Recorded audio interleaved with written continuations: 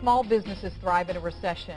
With a few smart strategies in place, David Carlton is a local business marketing consultant. He's joining us to tell us how and what mistakes to watch out for.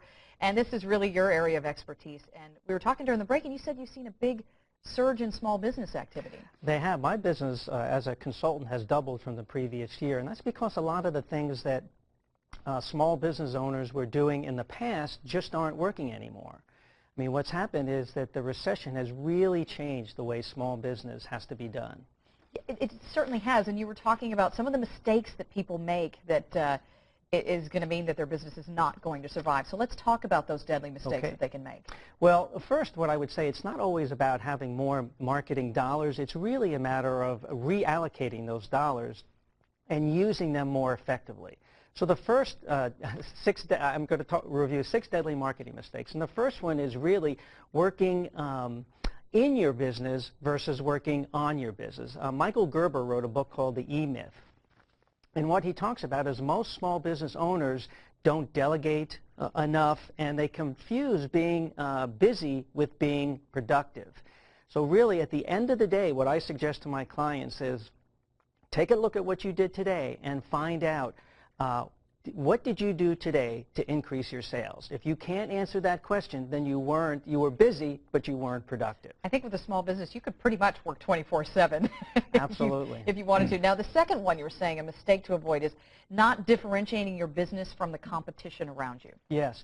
You have to come up with something called a unique selling proposition, or a USP.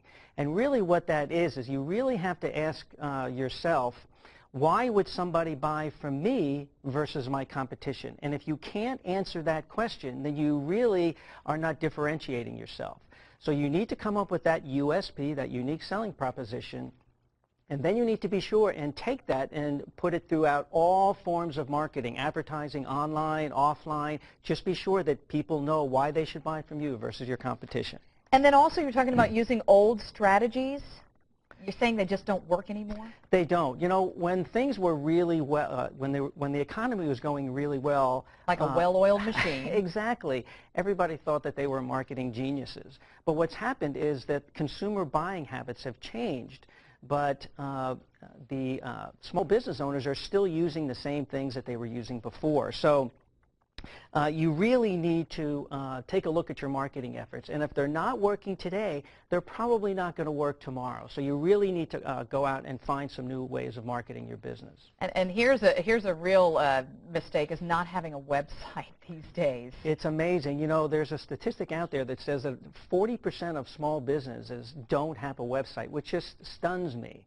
Because where does everybody go when they're looking for products and services? The first thing they do is they go to the website. Telephones or computers now. You know, Google has become a verb. They'll just Google it. So really what you need to do is not only once you put up a website, your website has to be more than just a online brochure. It really needs to be a way of generating leads for your business. So, and on the lines of that, too, as we round this out, you're talking about making those into leads and also doing the internet marketing. Exactly. Which you can do a lot of it for free.